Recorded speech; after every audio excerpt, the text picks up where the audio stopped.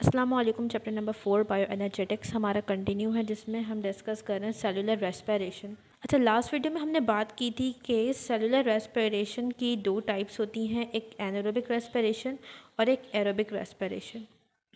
Aerobic respiration में भी कई सारे स्टेप्स हैं और एनारोबिक रेस्पिरेशन में भी बहुत से स्टेप्स हैं।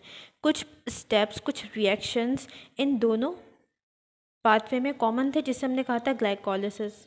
ग्लाइकोलिसिस में कई सारे रिएक्शंस आते हैं और ये तमाम रिएक्शंस इन दोनों टाइप्स में कॉमन। ठीक है, ग्लाइकोलिसिस के जो रिएक्शंस हैं वो एनारोबिक में भी होंगे और एरोबिक में भी उसी तरह से होंगे। ग्लाइकोलिसिस में हुआ क्या था, हमारे पास ग्लूकोज था जो कि एक 6 कार्बन का कंपाउंड था। ये ब्रेक हुआ था पायरुविक एसिड में। इसके 2 मॉलिक्यूल्स बने थे और ये एक 3 कार्बन कंपाउंड है। ये काम हुआ था ग्लाइकोलिसिस में।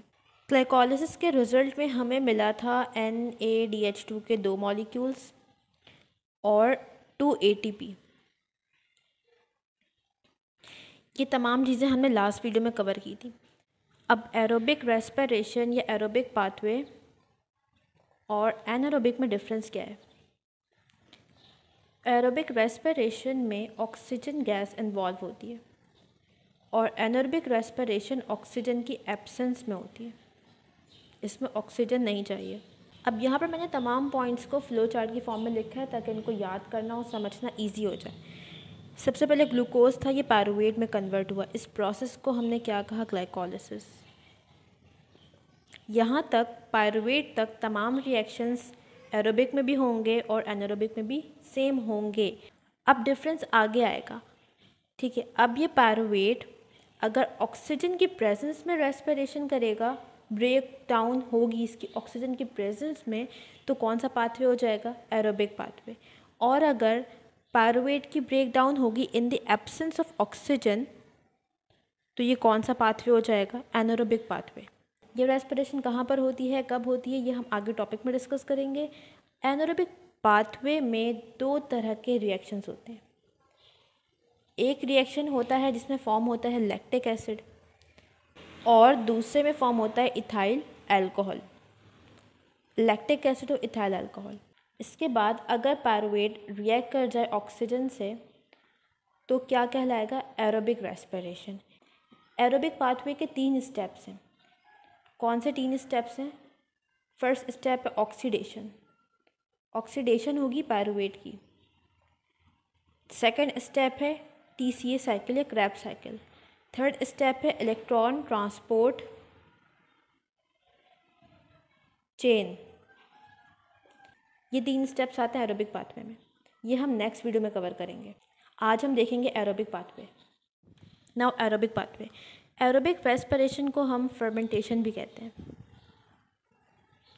एरोबिक पाथवे में 2 तरह के प्रोसेस हमने पढ़ने हैं, लैक्टिक एसिड फर्मेंटेशन और अल्कोहलिक फर्मेंटेशन। बहुत सिंपल प्रोसेस है। दोनों रिएक्शंस होंगे in the absence of oxygen. ठीक है, ऑक्सीजन इन्वॉल्व नहीं होगी। लैक्टिक एसिड फर्मेंटेशन में क्या होगा, पायरुवेट जो कि हमने ग्लाइकोलिसिस में बनाया था, पायरुवेट जो कि एक 3 कार्बन का कंपाउंड है, इसके 2 मॉलिक्यूल्स हैं, ये कन्वर्ट हो जाएगा directly into lactic acid. Lactic acid के भी 2 मॉलिक्यूल्स मिलेंगे और ये लैक्टिक एसिड भी एक 3 कार्बन का कंपाउंड है। यहाँ पर कोई कार्बन लॉस नहीं हो रहा। ठीक है, सिंपल 1 स्टेप प्रोसेस है। अच्छा, अब इस प्रोसेस में NADH2 यूज़ होगा। NADH2 खुद किस में कन्वर्ट हो जाएगा, NAD+ में। ये NADH2 पायरुवेट को रिड्यूस करेगा और ख़ुद क्या हो जाएगा, ऑक्सीडाइज। NADH2 रिड्यूस्ड फॉर्म है, NAD+ ऑक्सीडाइज फॉर्म है। 2 पायरुवेट थे तो NADH2 भी कितना यूज़ होगा, 2। यहाँ पर NAD+ कितना बनेगा, 2। अब ये रेस्पिरेशन होती कहाँ पर है, मसल सेल में होती है। देखो नॉर्मल क्या होता है, हर सेल तक ऑक्सीजन जा रही है और हर सेल में एरोबिक रेस्पिरेशन हो रही है। बट ड्यूरिंग एक्सरसाइज या जब फिज़िकल एक्टिविटी बहुत ज़्यादा हो जाती है तो मसल्स को एनर्जी की नीड बहुत ज़्यादा होती है, एनर्जी डिमांड बढ़ जाती है और ऑक्सीजन की सप्लाई उस तरह से इंक्रीज़ नहीं हुई। तो क्या होता है, अब बॉडी को एनर्जी भी चाहिए, मसल्स को एक्सरसाइज में एनर्जी भी चाहिए, बट ऑक्सीजन गैस इतनी ज़्यादा नहीं है। तो क्या होता है, मसल सेल में लैक्टिक एसिड फर्मेंटेशन शुरू हो जाती है, एनारोबिक रेस्पिरेशन शुरू हो जाती है, ऑक्सीजन की एब्सेंस में एनर्जी की प्रोडक्शन शुरू हो जाती है। ठीक है, तो ये रेस्पिरेशन होती है मसल सेल में ड्यूरिंग एक्सरसाइज या increase physical activity. Normal conditions पे एरोबिक रेस्पिरेशन होगी। नाउ हम ये देखेंगे कि लैक्टिक एसिड फर्मेंटेशन में कितने एटीपी फॉर्म हो रहे हैं। हम रेस्पिरेशन में जो भी पाथवे पढ़ेंगे उसके लास्ट में हमने लाजमी देखना होगा कि इस रिएक्शन में, इस पाथवे में हमें कितने NADH2 मिल रहे हैं, कितने ATP मिल रहे हैं। तो इस प्रोसेस में अगर हम देखें तो क्या हो रहा है, 2 NADH2 यूज़ हो रहे हैं। अब एक सेकंड रुको, हम दोबारा जाएंगे ग्लाइकोलाइसिस पे, क्योंकि ग्लाइकोलाइसिस के जो रिएक्शंस हैं वो लैक्टिक एसिड फर्मेंटेशन में भी होंगे। ठीक है, वो एरोबिक में भी होंगे, वो एनारोबिक में भी होंगे। 2 NADH2 और 2 ATP हमें एनारोबिक में भी मिलेगा और एरोबिक रेस्पिरेशन में भी मिलेगा, दोनों में मिलेगा। तो एनारोबिक पाथवे में लैक्टिक एसिड हो या अल्कोहलिक फर्मेंटेशन हो, वहाँ पर ऑलरेडी हमारे पास 2 NADH2 और 2 ATP फॉर्म हो चुके हैं ग्लाइकोलाइसिस में। अब यहाँ पर देखो, लैक्टिक एसिड में 2 NADH2 यूज़ हो गए, ग्लाइकोलाइसिस में 2 NADH2 बने थे, ये 2 NADH2 यहाँ पर यूज़ हो गए, सिर्फ हमारे पास क्या रह गया, 2 ATP। तो लैक्टिक एसिड फर्मेंटेशन में हमें सिर्फ और सिर्फ 2 ATP मिलेगा। Now alcoholic fermentation, alcoholic fermentation में क्या होगा, पायरुवेट हमारे पास है, इसके 2 मॉलिक्यूल्स हैं और ये एक 3 कार्बन का कंपाउंड है। बार बार इसलिए कह रही हूँ ताकि याद हो जाए चीज़ें। 3 कार्बन का कंपाउंड है। ये प्रोसेस 2 स्टेप्स में होता है। फर्स्ट स्टेप में पायरुवेट कन्वर्ट होगा कार्बन डाइऑक्साइड प्लस एसिटाइल में। कार्बन डाइऑक्साइड में 1 कार्बन है, एसिटाइल एक 2 कार्बन कंपाउंड है। यहाँ पर 2 मॉलिक्यूल्स बनेंगे कार्बन डाइऑक्साइड के भी और 2 मॉलिक्यूल्स बनेंगे एसिटाइल के भी। इस रिएक्शन में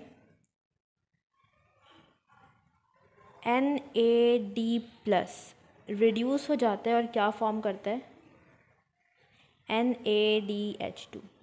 ठीक है, यहाँ पर 2 मॉलिक्यूल्स है पायरुवेट के, तो 2 NADH2 के मॉलिक्यूल्स फॉर्म होंगे। इस रिएक्शन को हम कहते हैं डीकार्बोक्सिलेशन, क्योंकि इस रिएक्शन में कार्बन डाइऑक्साइड रिमूव हो रहा है। ठीक है, अब नेक्स्ट स्टेप में क्या होगा, ये जो एसिटाइल है, जो कि एक 2 कार्बन कंपाउंड है, इसके 2 मॉलिक्यूल्स हैं, ये कन्वर्ट होगा इथाइल अल्कोहल में। इथाइल अल्कोहल के भी हमें 2 मॉलिक्यूल्स मिलेंगे और ये भी एक 2 कार्बन कंपाउंड है। इस रिएक्शन में यूज़ होगा NADH2 और ये किस में कन्वर्ट हो जाएगा, NAD+ में। NADH2 खुद रिड्यूस्ड फॉर्म में, इसके पास ये एबिलिटी है कि दूसरे मॉलिक्यूल्स को रिड्यूस कर दे। ठीक है, तो यहाँ पर NADH2 एसिटाइल को रिड्यूस कर देगा और किस में कन्वर्ट कर देगा, इथाइल अल्कोहल में। तो इस रिएक्शन को हम कहते हैं रिडक्शन। यहाँ पर एसिटाइल के 2 मॉलिक्यूल्स थे, तो यहाँ पे NADH2 भी 2 यूज़ होंगे। अब इस तरह की रेस्पिरेशन कहाँ पर होती है, ये होती है बैक्टीरिया और यीस्ट में। यीस्ट एक तरह का फंजाई है, यूनिसेलुलर फंजाई। अब इसमें अगर हम देखें कि NADH2 कितना फॉर्म हुआ है और ATP, तो फर्स्ट स्टेप में NADH2 फॉर्म हुआ 2 मॉलिक्यूल्स, बट नेक्स्ट स्टेप में ये 2 यूज़ हो गए, तो नेट गेन क्या हो गया, 0 हो गया।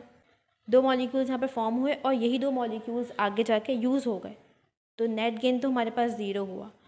सिर्फ क्या रह गया हमारे पास, ग्लाइकोलाइसिस के प्रोडक्ट्स 2 NADH2 और 2 ATP।